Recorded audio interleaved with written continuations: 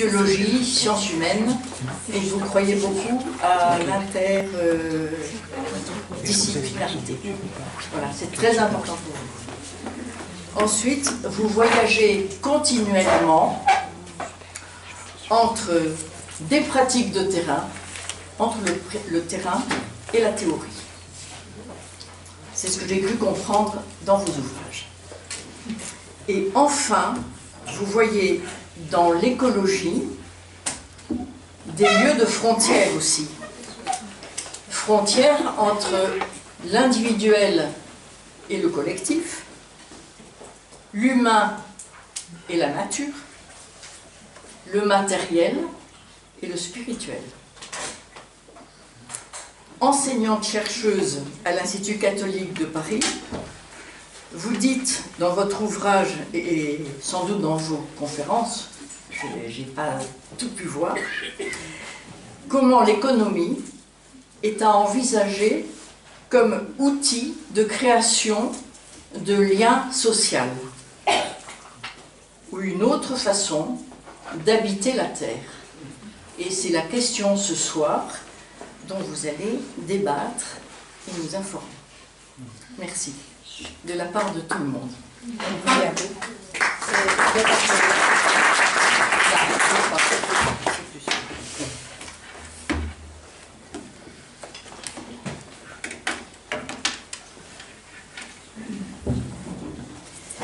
Donc bonsoir à tous.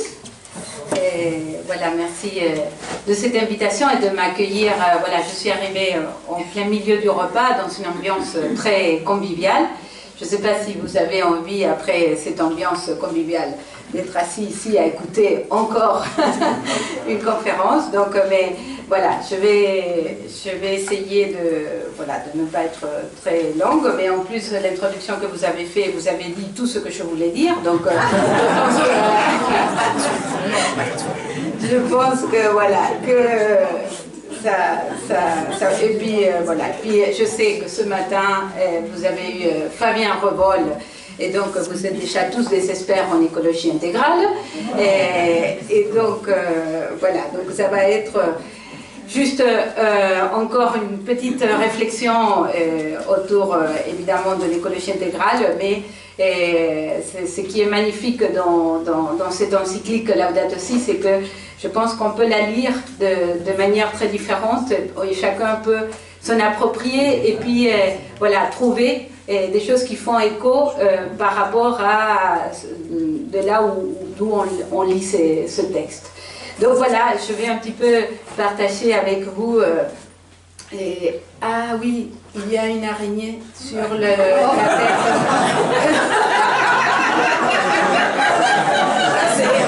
Attention, c'est la sœur araignée. Il ne faut pas la tuer.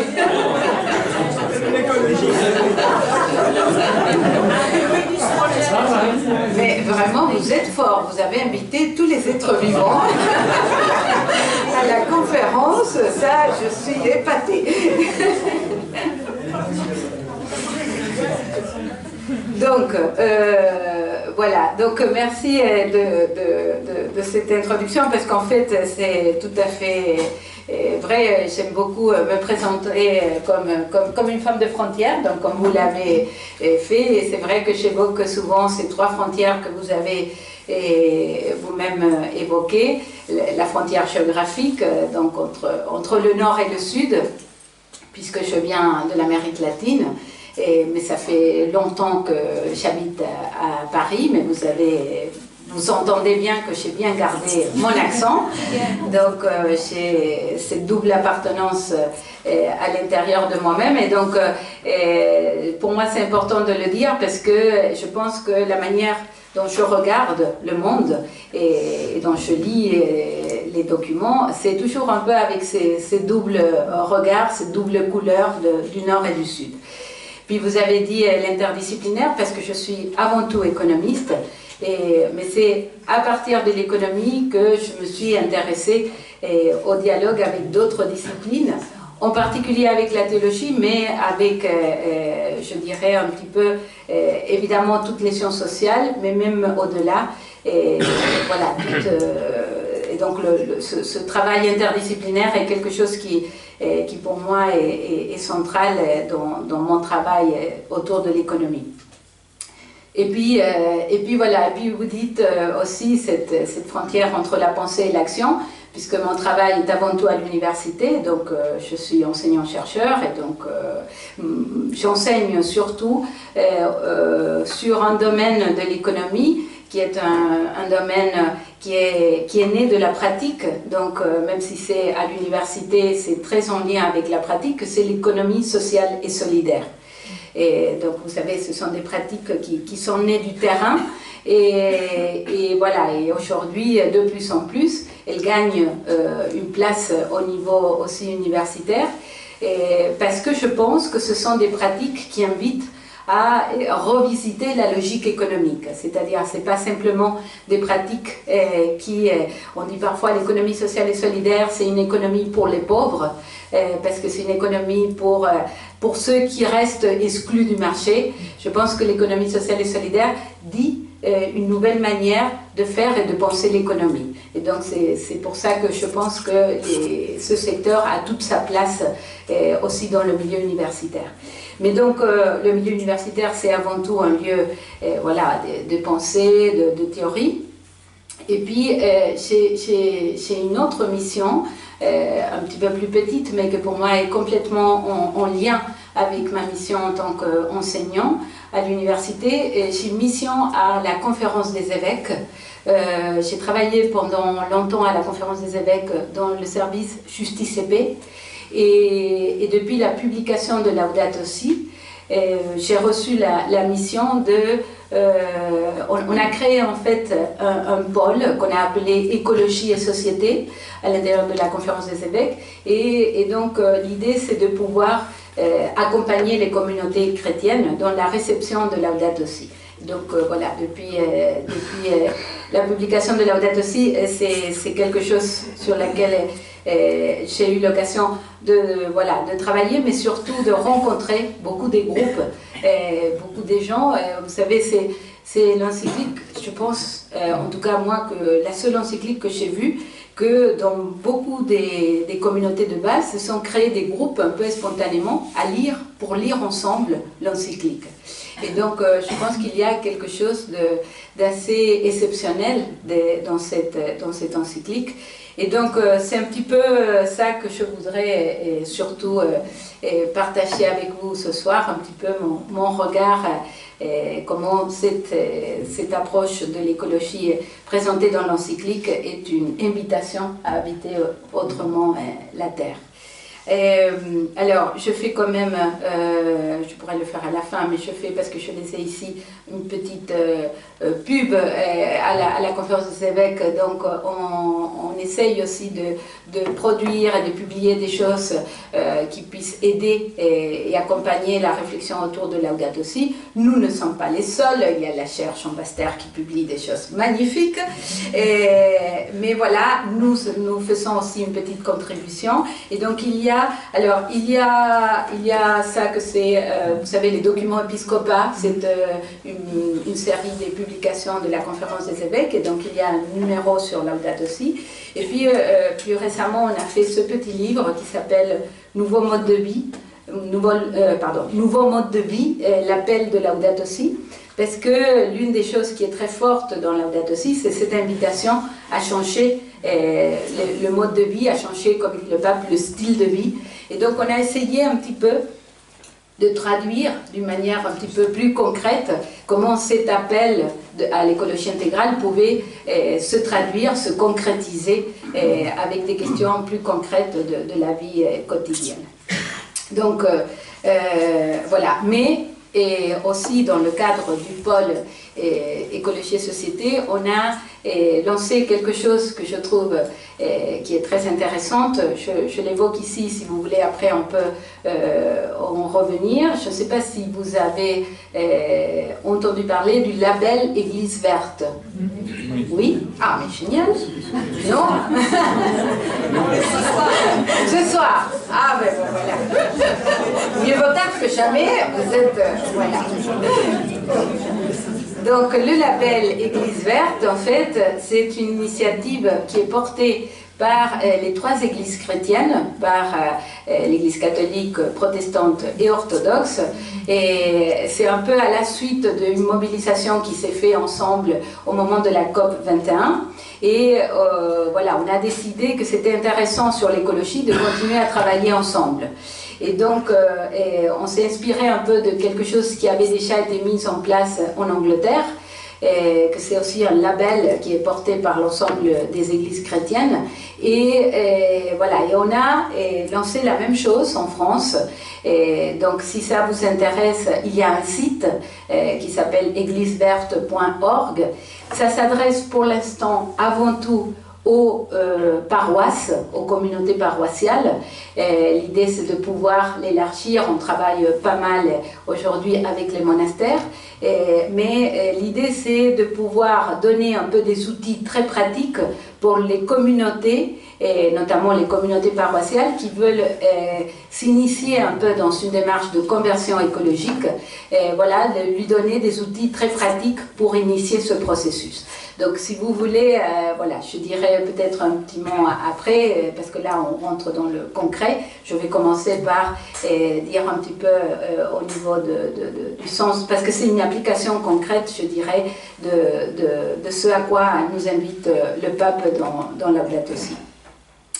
Donc, voilà, je vous propose de faire un peu une petite présentation de ce qui est pour moi important dans Laudato Si, autour de 3 points. Un premier point avec un regard assez général sur la forme et le fond de l'encyclique. Un deuxième point autour de ce que moi j'appelle les 3 principes fondateurs de l'encyclique, que pour moi sont comme 3 principes qui traversent tous les documents et structurent toute la pensée de Laudato Si. Et puis à la fin de faire un peu une mise en résonance de Laudato Si et de ces 3 principes avec les 4 règles que le pape François présente dans la joie de l'évangile. J'ai entendu tout à l'heure que quelqu'un parlait de le temps est supérieur à l'espace. Voilà, donc c'est une de ces 4 règles, mais je trouve que c'est très intéressant un peu le lien qu'il y a entre voilà, Laudato Si et la joie de l'évangile, et en particulier ces 4 règles. Voilà, donc premier point, un peu un regard un peu plus global de l'encyclique. Moi je dis, je trouve que cette encyclique dit quelque chose de nouveau, déjà dans sa forme. Et c'est une encyclique pour moi qui a en tout cas 3 nouveautés au niveau de la forme. Et quand je parle de nouveautés, c'est un petit peu par rapport aux encycliques qui constituent la pensée sociale de l'Église. Vous savez, c'est une encyclique qui s'inscrit dans ce corpus qu'on appelle pensée sociale de l'Église. Donc déjà c'est intéressant parce que c'est une encyclique sur l'écologie, mais qui est présentée complètement comme une encyclique sociale. Et donc, il y a trois caractéristiques au niveau de la forme qui, pour moi, voilà, sont nouvelles par rapport aux encycliques sociales. La première, c'est le langage, et justement le fait qu'il y a beaucoup de gens qui se sont mis spontanément à la lire. Je pense que c'est un exemple très clair, une preuve que voilà, c'est un document qui est très accessible. Vous savez que quand l'encyclique a été publiée quelques mois avant la COP 21 qui a eu lieu à Paris, les premiers qui ont parlé de l'encyclique n'ont pas été les chrétiens, c'est les politiques en fait, parce qu'ils ont trouvé dans l'encyclique justement que ça allait dans le sens de ce qu'on voulait porter avec l'accord de la COP 21. Donc voilà, je pense que là, il y a quelque chose de très intéressant dans cette encyclique. Il y a un langage qui est accessible. Et vous savez que les encycliques sociales, en principe, sont des encycliques qui devraient aider aux chrétiens à parler avec le monde, à rentrer en dialogue avec le monde. Et donc, si on ne parle pas le langage du monde, en fait, c'est très difficile, justement, de s'en servir. Et voilà, je pense que là, il y a quelque chose de très intéressant dans ce document. Deuxième caractéristique que je trouve intéressante au niveau de la forme, c'est alors quelque chose qui, je dis souvent, il n'y a pas dans cette encyclique une logique très cartésienne, un peu à la française. Bon, vous savez que le pape il est latino-américain et voilà, je pense que parfois il a une logique de pensée qui déroute un petit peu parce qu'il ne parle pas en introduction, développement et conclusion, comme on parle souvent en France. Mais je trouve que dans l'encyclique, il y a une structuration de la pensée qui est très intéressante parce que je pense qu'elle est faite sous forme de dialogue. Et les 6 chapitres qui constituent l'encyclique, je pense que c'est comme une alternance entre un chapitre qui parle plutôt du monde et un chapitre qui parle plutôt à partir de l'Église. Je les évoque très rapidement. Le premier chapitre, c'est ce qui se passe dans notre maison commune, donc on part du monde, voilà la crise écologique dans le monde. Le deuxième chapitre, c'est l'évangile de la création, donc là on va du côté de l'Église. Le troisième, c'est les racines humaines de la crise écologique, on revient au monde. Le quatrième, c'est là où apparaît cette notion centrale d'écologie intégrale qui apparaît, qui est fondée sur tous les principes de la pensée sociale de l'Église, donc on est à nouveau du côté de l'Église. Le cinquième, c'est les pistes d'action, on revient au monde. Et le quatrième, c'est où voilà, il va présenter un peu cette idée de conversion écologique, et donc en présentant un peu la dimension plus spirituelle de cette démarche écologique. Et donc voilà, très rapidement pour dire, je pense que c'est très intéressant si l'encyclique on la lit, comme ce dialogue, comme cet aller-retour entre monde et tradition chrétienne. Il y a comme un aller-retour permanent entre voilà, la réflexion qui vient plutôt du monde et la réflexion qui vient plutôt de la tradition chrétienne. Donc là je trouve que c'est intéressant. L'encyclique va beaucoup parler du dialogue, va avant tout inviter au dialogue, et je pense que déjà dans le texte, il y a une application concrète. Le dialogue, voilà, le texte est construit sous forme de dialogue. Et puis la troisième chose que je trouve intéressante dans cette encyclique, c'est le nombre de références que l'encyclique fait aux travaux faits par d'autres églises locales. Vous savez, il y a énormément de notes en bas de page qui renvoient à des documents qui ont été faits dans des églises très différentes, beaucoup des pays du Sud. Et donc je trouve que ça c'est très intéressant aussi parce que ça donne bien à voir que la pensée sociale de l'Église, même si elle nous vient du haut, voilà, c'est une pensée qui a été nourrie par le bas en fait, et qui vient justement de tout ce travail des églises locales. Donc voilà, si vous voulez, déjà quelque chose au niveau de la forme que pour moi singularise cette encyclique. Après, au niveau du fond, je dirais, de manière très générale, ce que je trouve très intéressant, c'est ce que j'ai déjà dit, que l'écologie apparaît dans cette encyclique avant tout comme un enjeu social. Justement, c'est une encyclique sociale, et l'une des idées forces de l'encyclique, c'est le lien justement entre la nature et l'humain, entre la pauvreté de la terre et la pauvreté humaine. Donc justement, l'écologie apparaît comme une question sociale, et donc ça c'est quelque chose qui est central dans la manière de parler de l'écologie, et donc je trouve un élément très important. Je pense que l'écologie apparaît également comme un enjeu politique, et politique dans le sens large. Politique, vous savez, la politique c'est la gestion du vivre ensemble, et donc c'est pas uniquement le travail des gouvernements, et l'écologie telle qu'elle est présentée dans l'encyclique apparaît justement comme une nouvelle manière de penser la vie en commun. Cette notion de maison commune, vous savez, qui est au centre de l'encyclique, c'est une invitation justement à faire autrement du commun dans notre terre. Donc voilà un enjeu politique, l'écologie comme un enjeu politique. Et puis en troisième lieu, l'écologie apparaît dans l'encyclique aussi comme un enjeu spirituel. Voilà, le pape là le dit très fortement. Voilà, l'écologie, c'est aussi la manière de traiter la nature. Dans la manière de traiter la nature, il se dit quelque chose de fondamental sur notre rapport à Dieu.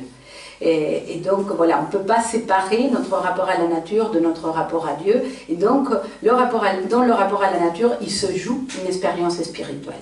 Donc, voilà quelque chose aussi de très intéressant, parce que d'écologie, aujourd'hui, on entend beaucoup parler. On est en pleine crise écologique. Et donc, voilà, en plus, actuellement, on vient d'avoir connaissance du dernier rapport du GIEC. Vous savez, on a beaucoup parlé à cause du climat et ce rapport des grands experts qui justement disent à quel point la situation est aujourd'hui grave. Mais c'est vrai que souvent quand on entend écologie, dans les médias, on fait le lien avant tout avec l'environnement, avec la nature. Et là, ce qui est très fort dans l'encyclique, c'est justement à quel point il relie nature avec social, avec politique et avec spirituel. Donc ça dit de manière voilà, très générale sur l'approche de l'encyclique. Donc ça c'était un peu mon premier point pour dire un petit peu ce que je trouve de manière générale comme nouveau et comme singulier dans cette encyclique. Alors, deuxième point, je veux évoquer rapidement ce que je trouve que sont pour moi un peu les trois principes qui structurent pour moi toute la réflexion de l'encyclique et qui traversent en fait tous les propos. Et ces trois principes, je les énonce avec trois petites phrases. Une est très présente dans l'encyclique, c'est « tout est lié ». Vous savez, c'est cette petite phrase qui revient comme un leitmotiv dans l'encyclique, tout est lié, tout est lié, tout est lié. Donc voilà, ça c'est pour moi un premier principe, je vais y revenir rapidement après. Et le deuxième principe pour moi c'est tout est donné, parce que je pense que la question du don et de la gratuité est aussi centrale pour développer cette approche de l'écologie, donc tout est donné. Et puis le troisième c'est tout est fragile. Parce qu'évidemment, ce qui est au cœur de cette encyclique, c'est la fragilité de la nature et la fragilité humaine. Et je pense que le pape dit quelque chose de très beau autour de la fragilité dans cette encyclique. Donc voilà trois principes, si vous voulez, qui me semblent, comme je disais, traverser tout le document et toute la réflexion. Alors, quelques mots rapidement sur chacun de ces principes. Le premier, tout est lié. Bon, je passe très rapidement parce que je pense que vous avez déjà, avec Fabien Revol, entendu parler aujourd'hui d'écologie intégrale, mais tout est lié. C'est cette idée qu'il y a un lien structurel, comme je disais, entre l'humain et la nature, et qu'il y a un lien structurel entre la pauvreté humaine et la pauvreté de la nature. Cette phrase qu'on a beaucoup entendue, la clameur des pauvres et la clameur de la terre, c'est un seul et même cri. Donc cette interdépendance entre l'humain et le naturel, et la nature, pardon, oui, la nature et l'environnement. Et donc pour moi, qui ensuite est décliné à tous les niveaux de la vie. C'est-à-dire le tout est lié, c'est pas seulement entre l'humain et la nature, mais c'est entre toutes les dimensions de la vie. Et voilà, c'est une encyclique qui parle un peu de tout, je disais justement, de la dimension politique, de la dimension économique, de la dimension sociale. Et il y a comme une invitation à relier toutes ces dimensions qu'en général, on vit de manière très séparée. Donc, tout est lié, c'est ça. Et pour moi, ce qu'il y a au cœur de ce principe « tout est lié », c'est justement la dimension relationnelle de la vie. C'est le fait de pouvoir remettre au centre de ce qui est source de vie la relation. Voilà, comment je pense que parfois la relation, on la réduit plus à un moyen au service d'une finalité. Et je pense que là, dans l'encyclique, il y a une invitation comme à inverser et à dire, en fait, c'est la relation qui est la finalité. Et donc, à vraiment mettre au centre cette dimension relationnelle de la vie. Je pense que ça, c'est au cœur de l'anthropologie chrétienne. Mais voilà, je pense que, comme le dit aussi le pape, souvent, on a été emmené, le fait d'avoir mis l'humain au centre de la création nous a conduit à exclure tous les autres êtres vivants. C'est-à-dire le centre est devenu exclusivité. Et en fait, le plus important et le seul important dans la création, c'est l'humain.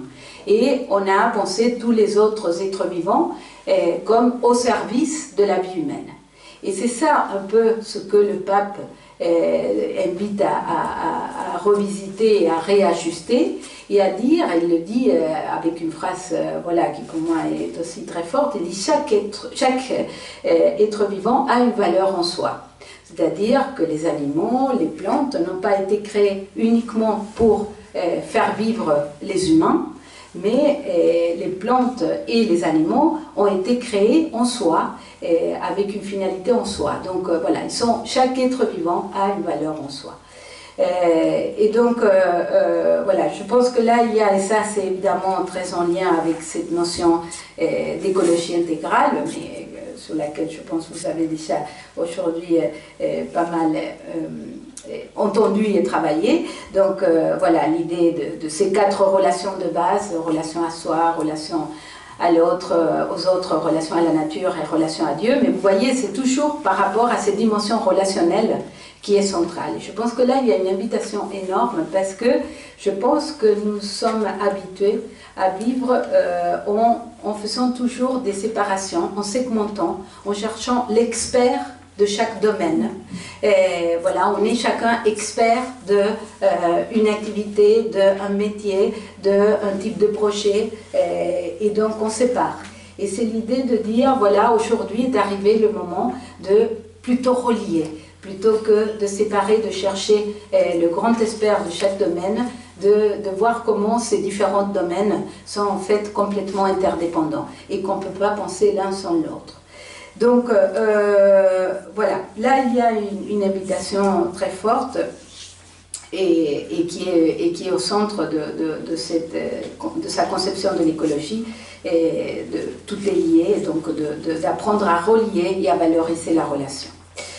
Le deuxième, c'est tout est donné, et voilà, et je disais, pour moi, un deuxième principe qui est central dans l'encyclique, c'est la question du don. Le pape dit, mais de début jusqu'à la fin, pour faire face aujourd'hui aux problèmes écologiques, avant d'aller trouver des solutions, de voir comment on remplace les énergies fossiles par des énergies renouvelables, voilà, toutes les choses qu'on sait qu'il faut faire et qu'on essaye de développer, avant tout, il faut qu'on puisse se reconnaître comme des gens qui ont reçu un cadeau énorme, un cadeau, que c'est cette création. Et donc de reconnaître que cette création et que cette terre ne nous appartient pas, que nous l'avons reçue comme un cadeau. Et il ne nous appartient pas. Et pourtant, vous voyez, même quand on essaye d'agir au niveau écologique, on agit un petit peu comme maître, parce que voilà, aujourd'hui on dit il faut mieux respecter la nature, mais en fait on se sent toujours un petit peu ceux qui contrôlent, qui maîtrisent, qui gèrent.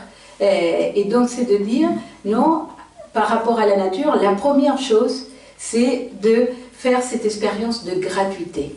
Et comment on retrouve justement cette expérience de gratuité au cœur de tout ce que nous faisons. Vous savez, pour moi, ça fait écho beaucoup à ce qui apparaissait aussi très fort dans l'encyclique de Benoît XVI, Caritas in Veritate. Et il invitait à penser la gratuité au cœur du marché. Vous savez, en général, quand on pense gratuité, on pense comme l'opposé de ce qui est marchand, de ce qui est payant. Et en fait, voilà, c'est l'idée que la gratuité, en fait, c'est pas ce qui ne se paye pas. La gratuité, en fait, c'est autre chose de beaucoup plus fondamental et qui renvoie, je pense, à une question relationnelle. La gratuité, ce n'est pas non plus donner sans recevoir. La gratuité, c'est donner sans obligation de rendre. Mais ce n'est pas la gratuité, justement, qui ne provoque pas un retour. Ça crée en fait une asymétrie, une verticalité, une dépendance entre celui qui donne et celui qui reçoit. Et donc, la gratuité est ce qui, justement, qui donne sont obligés à rendre, mais qui provoque un retour.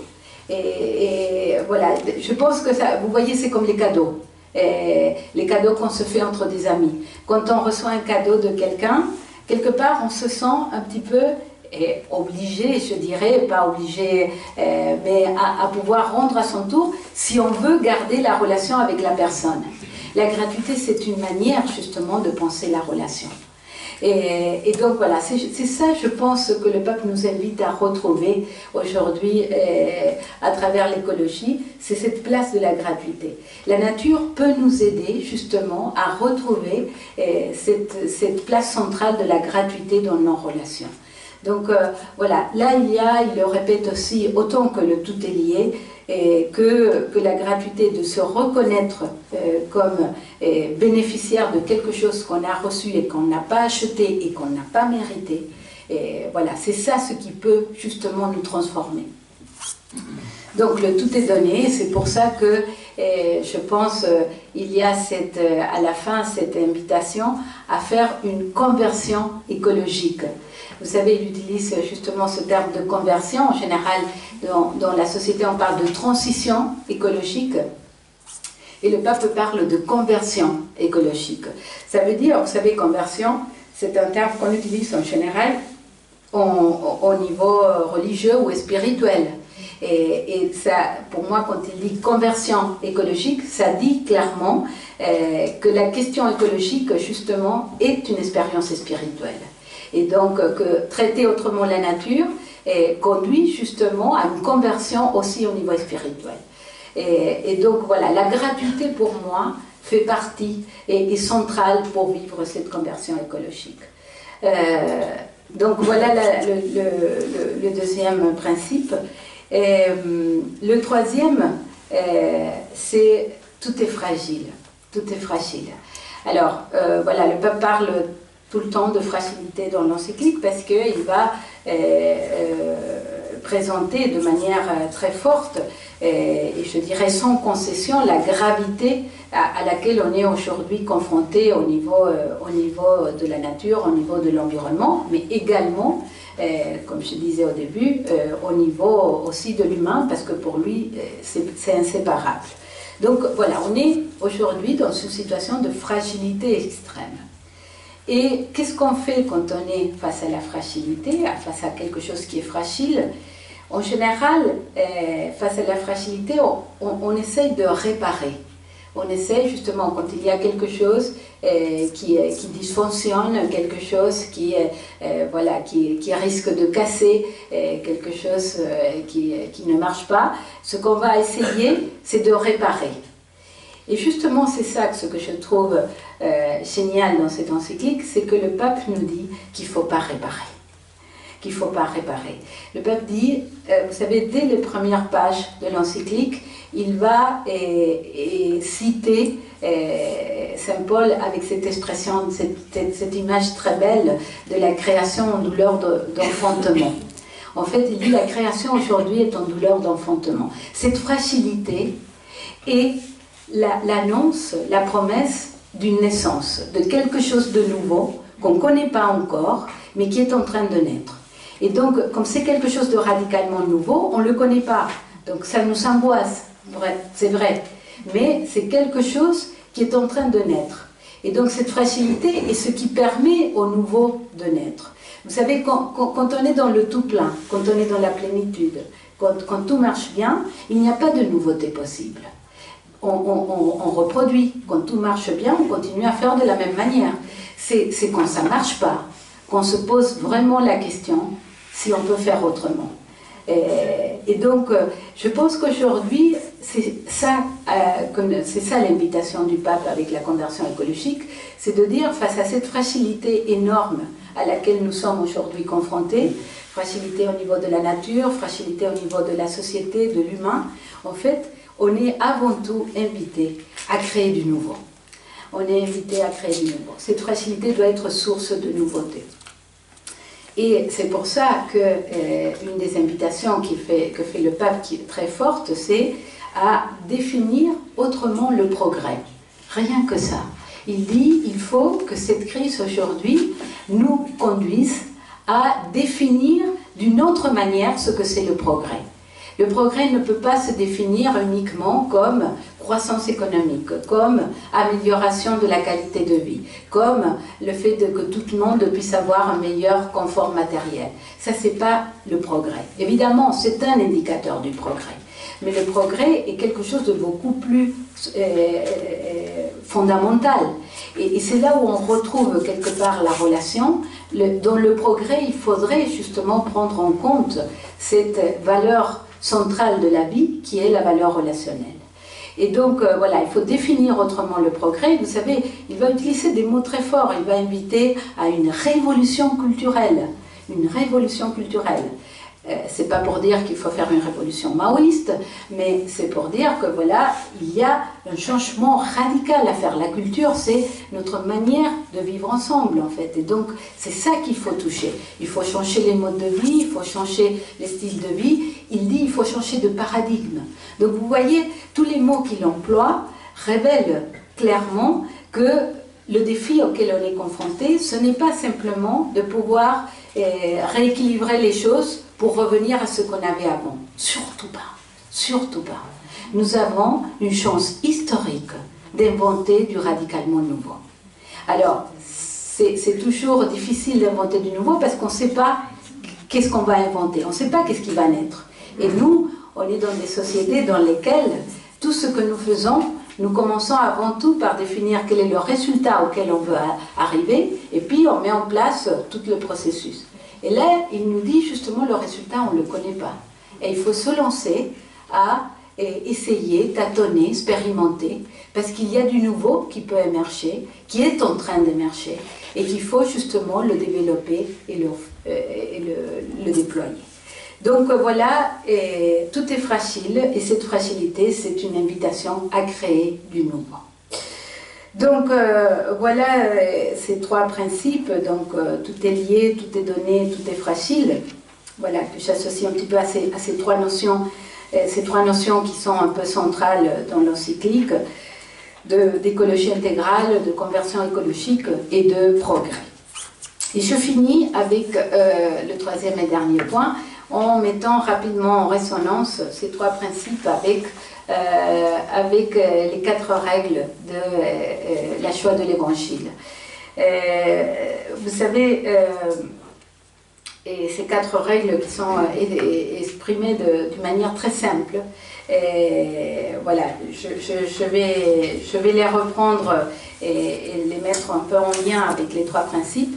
Mais je commence par une règle, parce qu'il y a quatre règles et trois principes. Donc évidemment, je fais une concordance entre trois règles, mais il y a une que je mets un petit peu en chapeau, que c'est la règle qui dit que la réalité est supérieure à l'idée.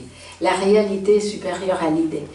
Vous savez, c'est très beau parce que je pense que c'est exactement un petit peu ce que je disais avec la fragilité.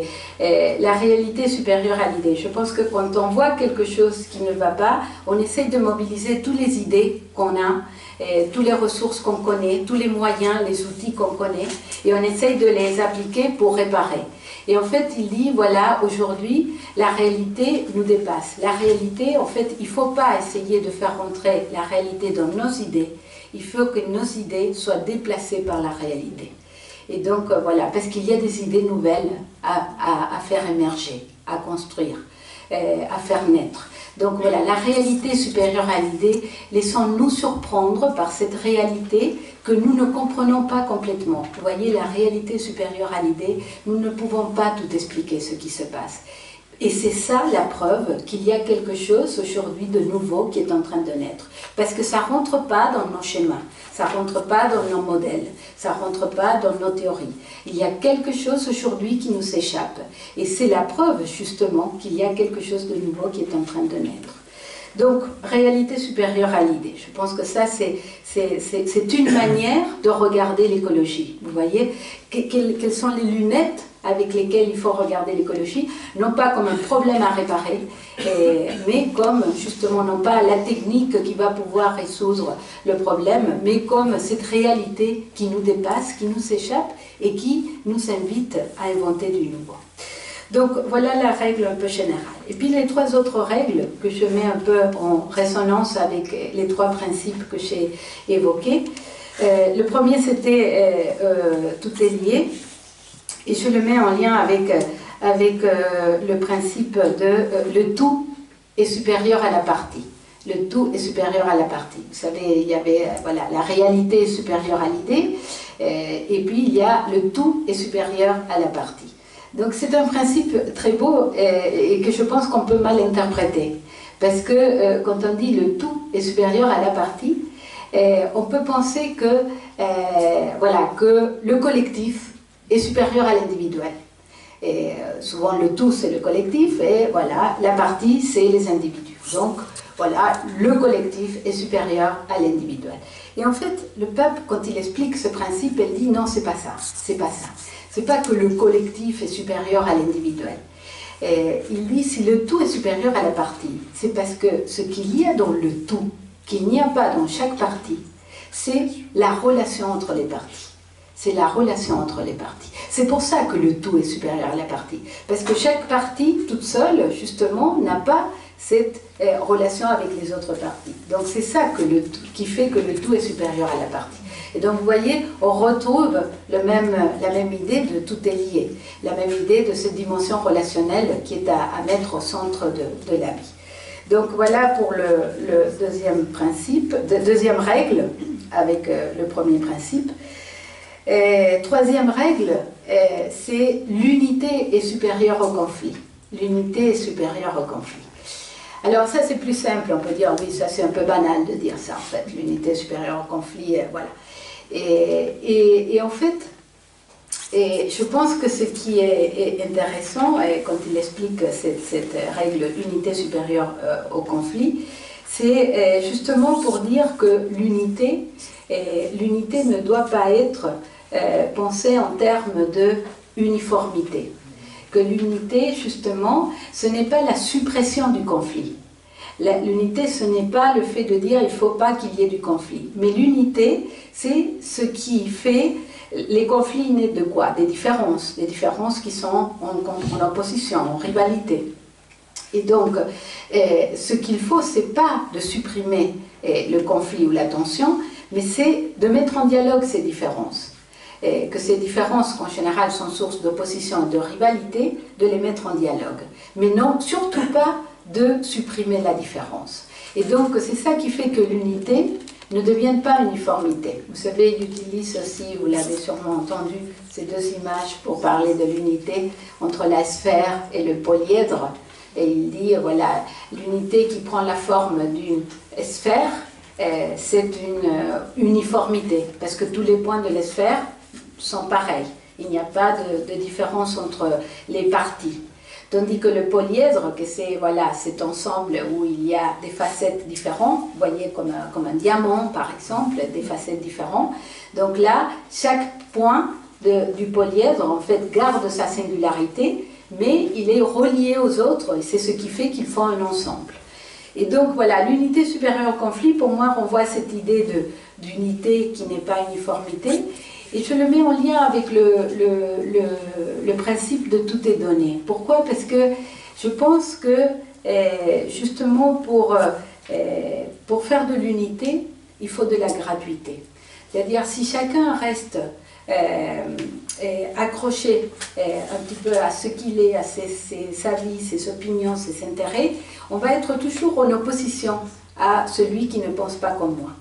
Et donc, ce qui permet, je pense, justement, de créer un autre type de relation et donc rentrer véritablement dans une relation de dialogue avec l'autre qui ne pense pas comme moi, qui pense différemment et qui est même en opposition avec ce que je dis, c'est dans la mesure où j'accepte de me détacher, de me désapproprier de mes idées et de mes avis. Donc, justement, que j'accepte de vivre une expérience de gratuité. C'est seulement la gratuité, pour moi, qui permet vraiment une relation dans laquelle, justement, on n'est pas uniquement dans le compromis. Vous savez, quand on pense différemment, très souvent, on va arriver au compromis. Bon, je lâche un petit peu à condition que toi, tu lâches un petit peu. Mais ça, c'est pas le dialogue. Ça, c'est pas le dialogue. Le papy dit, voilà, le dialogue, c'est quand on se laisse déplacer par la vie de l'autre. Donc, et pour ça, il faut se détacher un petit peu. Il faut se désapproprier. Et c'est ça la gratuité, justement. Donc, voilà. L'unité supérieure au conflit, donc je le mets en écho avec cette idée de tout est donné et cette invitation à la gratuité. Et puis, la troisième et dernière, c'est... Alors, c'était tout est fragile. Et c'est la quatrième règle, celle que tout à l'heure quelqu'un l'évoquait et que pour moi est la meilleure. C'est le temps est supérieur à l'espace. Alors ça c'est une formulation un peu énigmatique. Le temps est supérieur à l'espace parce que autant l'unité est supérieure au conflit, on peut bien imaginer qu'est-ce qu'il y a, mais le temps supérieur à l'espace c'est un peu énigmatique. Et je trouve que là, quand il explique cette règle, c'est magnifique parce qu'il dit voilà, et pourquoi le temps est supérieur à l'espace? Parce que l'espace est quelque chose qu'on peut contrôler. L'espace est quelque chose qu'on maîtrise. Vous voyez, l'espace, c'est cette salle, avec ses chaises, avec ses murs, avec la lumière. On peut très vite maîtriser, contrôler, organiser, changer. Voilà, l'espace, on le contrôle. Le temps, on ne peut pas le contrôler. Parce que le temps, et surtout l'avenir, on essaye de l'anticiper, de le prévoir, mais il nous échappe toujours. Il y a toujours quelque chose, justement, qu'on n'a pas attendu, qu'on n'a pas prévu. Le temps nous échappe. Donc le temps, on ne peut pas l'avoir sous la main. On ne peut pas le contrôler. Et donc, il dit le temps est supérieur à l'espace. Et donc, ce qu'il faut, et c'est ça, cette phrase que je trouve géniale, il faut initier des processus plutôt que posséder des espaces. Il faut initier des processus plutôt que posséder des espaces. C'est-à-dire, c'est la même chose qu'on disait avec la fragilité.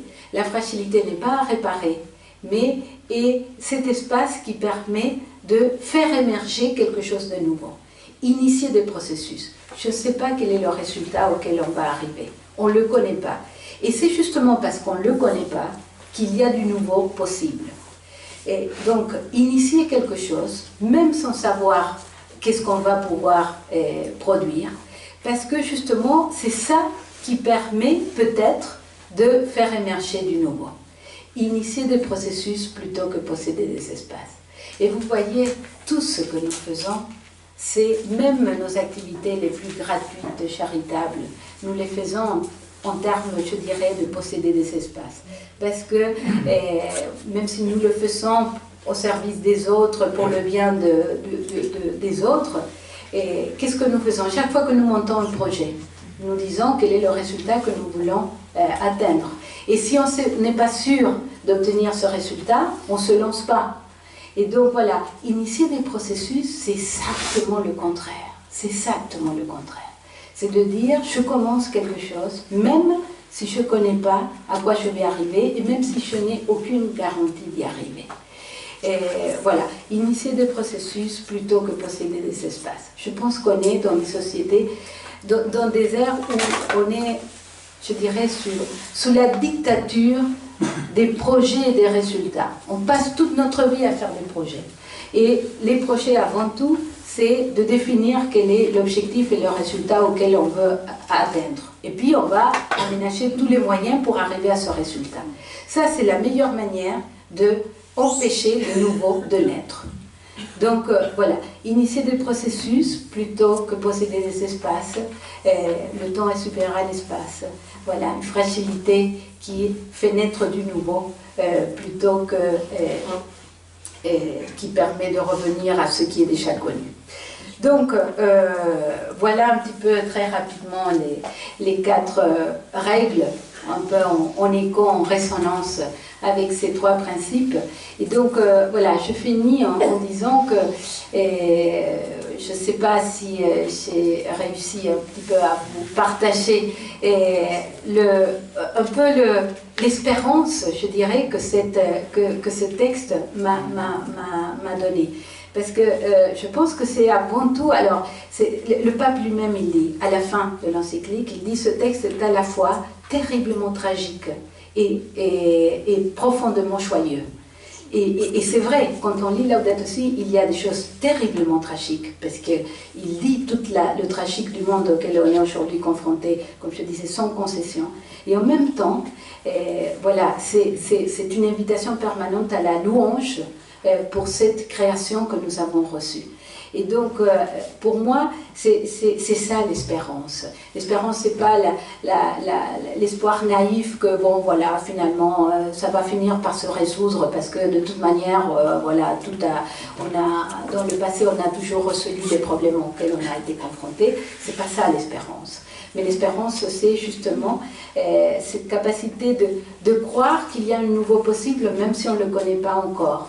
Et que, surtout, c'est dans nos mains de pouvoir faire possible que cette nouveauté radicale puisse naître et émerger. Voilà, merci beaucoup.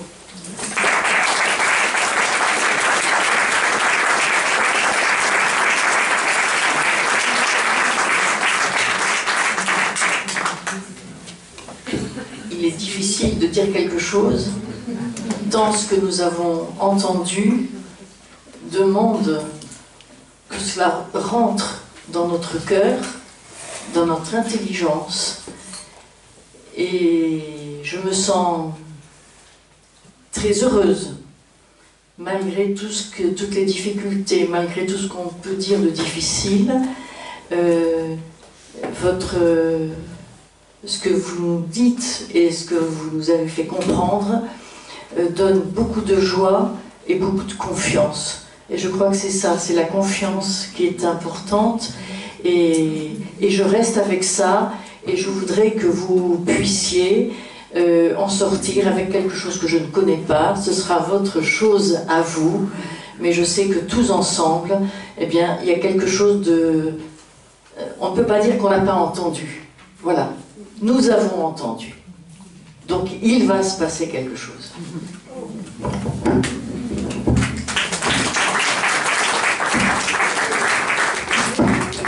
Alors, je crois maintenant qu'il y a les complis ou... Non? Oui, c'est ça. Bon, il y a un peu de désorganisation dans la maison, mais c'est bien qu'il y ait de la désorganisation.